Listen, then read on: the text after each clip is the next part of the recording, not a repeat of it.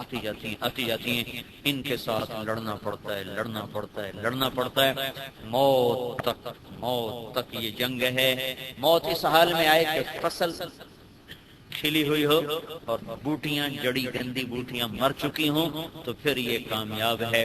اگر یہ کہیں بھی کسی جگہ پر غافل ہو گیا، اس کی ساری بازی وہ ہار میں تبدیل ہو جائے گی۔ وہ زمانے گئے جب صرف بیج ڈال کے آتے تھے، اب لوگ سر پر کھڑے ہوتے ہیں۔ جب تک کپاس ہاتھ میں نہ آ جائے اس وقت تک لوگ بیدار ہوتے ہیں۔ ہاتھ میں آنے کے بعد بھی زیادہ دیر پڑی رہے تو وہ ہیٹ ہونا شروع ہو جاتی ہے، پھر پڑی ہوئی بھی وہ خراب ہو جاتی ہے۔ اس پڑی ہوئی کو بھی جلدی بیچو یا کوئی اس کا ایسا نظام چلاؤ بھئی، یہ تو پڑی ہوئی بھی ہمارے گلے پڑ جائے گی۔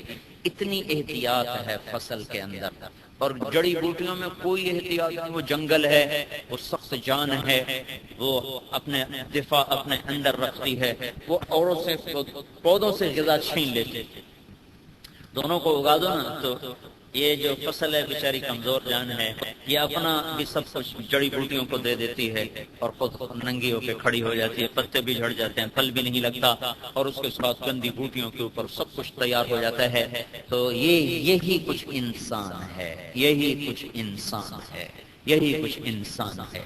اس کا دل ایک زمین ہے، اس زمین پر اس کی نظر رہے گی زمیندار کی طرح، عقل مند زمیندار کی طرح، جو صبح بھی چکر لگاتا ہے، شام کو بھی چکر لگاتا ہے، فصل کا رنگ دیکھتا ہے، جڑی بوٹیوں کو دیکھتا ہے، کبھی سپرے کرتا ہے، کبھی گوڈی کرتا ہے، کبھی پانی لگاتا ہے، کبھی اس کی چھجرائی کرتا ہے، تب جا کر وہ اس سے نفع اٹھانے والا بنتا ہے۔ اگر وہ غافل ہوگا تو اس کا سب کچھ چلا جائے گا۔ یہی کچھ انسان ہے، اس کے اندر ظلم، ستم، برائیاں، جھوٹ، زنا، شراب، جوا، حرام، ماں باپ کی نافرمانی، غیبت، چغلی، یہ ساری چیزیں اس کے اندر اپنے آپ پیدا ہوتی چلی جاتی ہیں۔ اگر یہ بیدار رہے گا فَأَلْهَمَهَا فُجُورَهَا وَتَقْوَاهَا وَتَقْوَاهَا، وہ بعد میں ہے، وہ پہلے ہے۔ تو یہ ایک پورا سسٹم سمجھا کے پھر اللہ تعالیٰ کہتا ہے قَدْ أَفْلَحَ مَنْ زَكَّاهَا وَقَدْ خَابَ مَنْ دَسَّاهَا۔ فصل بتاتی ہے، گزرو نا، ادھر رنگ اور ہے، ادھر رنگ اور ہے، پتہ چلتا ہے یہ مالک سویا ہوا ہے، یہ مالک بیدار ہے۔ فصل کا رنگ بتاتا ہے، اس کا ٹنڈا بتاتا ہے، اس کا پھل بتاتا ہے، یہ مالک بیدار ہے، یہ مالک سویا ہوا ہے۔ ایسے بھائیوں، انسان کا وجود یہ پورے کا پورا یہ ایک فصل ہے۔ یہ گندی جھاڑیوں میں بھی تبدیل ہو سکتا ہے، اور یہ باغ میں بھی تبدیل ہو سکتا ہے، یہ ایک چمن بھی بن سکتا ہے، یہ ایک جنگل بھی بن سکتا ہے۔ فَأَلْهَمَهَا فُجُورَهَا وَتَقْوَاهَا۔ 7 قسمیں میرے بندو، تو تمہارا رب تمہیں کہہ رہا ہے سورج کی قسم، چاند کی قسم، دن کی قسم، رات کی قسم، آسمان کی قسم، دھرتی کی قسم، تمہاری جان کی قسم، اب تو اپنے رب کی مان لو۔ قد افلح من زکاها وقد خاب من دساها۔ جو اپنے آپ کو پاک کرے گا وہ کامیاب ہے، چاہے اسے ایک وقت کی ملے اور 2 وقت کی نہ ملے، اور جو اپنے آپ کو گناہوں میں ڈبو دے گا وہ ناکام ہے، چاہے وہ دھن دولت کا مالک بن جائے، بادشاہ بن جائے، ہٹو بچوں کے شور ہوں، لیکن وہ ناکام ہے جس نے اپنے اندر کو گندا کر دیا۔ ایک گندگی دیکھو نا، آج کل بارشیں ہوئی نا تو کیچڑ دیکھتے لوگ کوئی ادھر سے گزرتا ہے، کوئی ادھر سے گزرتا ہے، نہیں اور کوئی اور راستہ نہ ہو تو پھر ہر کوئی اپنے شلوار کے پونچے اوپر کرتا ہے، پاؤں ایسے احتیاط سے رکھتا ہے کہ پاؤں جب اٹھتا ہے نا تو چھینٹا اوپر اٹھتا ہے، تو پاؤں جما کے رکھتا تھا کہ چھینٹا اوپر میرے کپڑوں کو گندا نہ کر دے۔ اتنی احتیاط سے لوگ وہاں سے گزرتے ہیں۔ سامنے جھوٹ کا گند پڑا ہے، آرام سے اس میں جا کے بیٹھ جاتے ہیں۔ سامنے غیبت کی گندگی پڑی ہوئی، آرام سے صرف گزرتے نہیں، بیٹھ ہی جاتے ہیں۔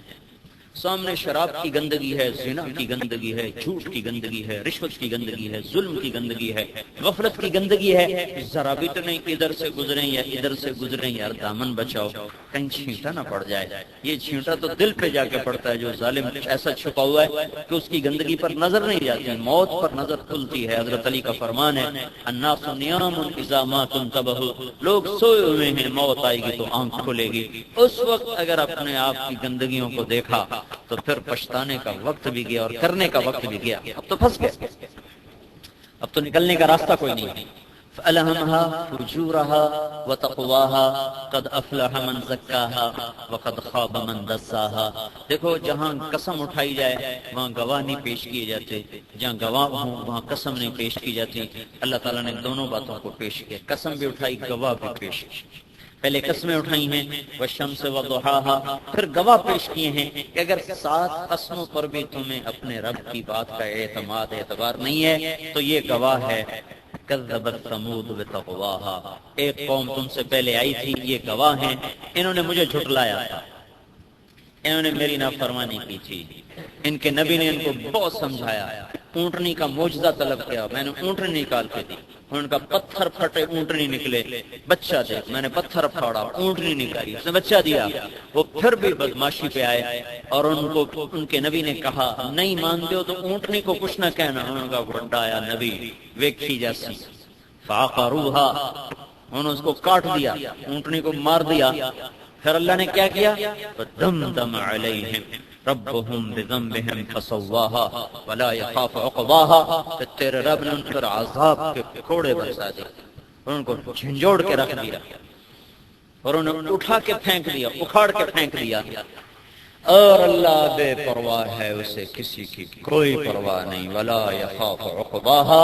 یہ اتنی جامع صورت ہے، چند آیات میں اللہ نے ساری زندگی کا خلاصہ بیان کر دیا ہے، اور یہ اتنے فضائل والی صورت ہے کہ اللہ کے نبی کا فرمان ہے جو اس صورت کی ایک دفعہ تلاوت کر لے تو اس کو کوئی آدمی ساری دنیا اور دنیا کا ساز و سامان اٹھا کے اللہ کے نام پہ خرچ کر دے تو جتنا اس کو اجر ملے گا، اتنا اجر اس ایک صورت کو ایک دفعہ پڑھنے والا، ایک دفعہ پڑھنے پر اتنا اجر ملے گا۔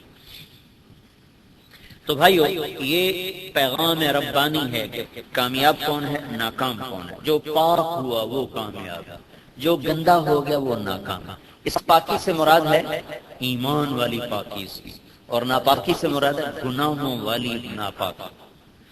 اب یہ پاک کیسے ہوگا اور ناپاکی سے کیسے بچے گا، یہ علم اس کے پاس کوئی نہیں تھا، تو اللہ نے اس کو زندگی گزارنے کا والا کا وہ طریقہ جس پر چل کر یہ پاک ہو سکتا ہے وہ عطا فرمایا، جس کا نام اسلام ہے، جس کو اللہ نے آسمان سے اتارا اور اپنے محبوب کے سینے پر آ کر اتارا۔ قرآن لکھا ہوا نہیں آیا، قرآن ہمارے نبی کے دل پر اترا، اس لیے قرآن کو کوئی نہیں بدل سکتا۔ باقی 3 کتابیں لکھی ہوئی آئیں، تبدیل ہو گئی، مول ہی مک گیا، اصل ہی ختم ہو گیا۔ قرآن ہمارے نبی کے دل پر اترا ہے، نبی کے دل میں آنے والی چیز کو کوئی نہیں مٹا سکتا، نہ اس کو کوئی اس میں تحریف کر سکتا ہے۔ وہ آپ کے دل پر آیا، دل سے زبان پر آیا، زبان سے کاغذ پر آیا، اس لیے یہ نہیں مٹ سکتا۔ کاغذ کو جلا دے، 70 سال روس نے کاغذ کا ٹکڑا ریاستوں میں، اسلامی ریاستوں میں داخل نہیں ہونے دیا، اس کے باوجود وہاں قرآن ختم نہیں ہو سکا۔ تہ خانوں میں بیٹھ کر لوگ اپنی نسلوں کو حفظ کراتے رہے، زبانی حفظ کراتے رہے۔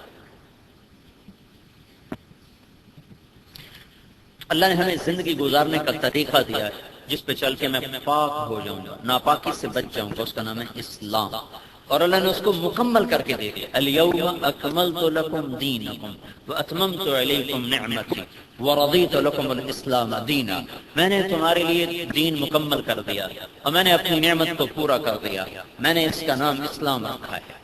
الیوم پہلے ہے، اکملت بعد میں ہے۔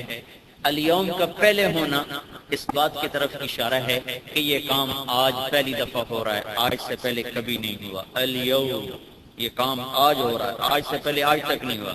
یہ آیت اتری تھی جب آپ آخری حج میں خطبے کے بعد، نماز کے بعد دعا میں مشغول تھے، جبل رحمت کے پاس جب آپ دعا مانگ رہے تھے، اس وقت یہ آیت اتری تھی، الیوم اے میرے نبی یہ کام آج ہو رہا ہے۔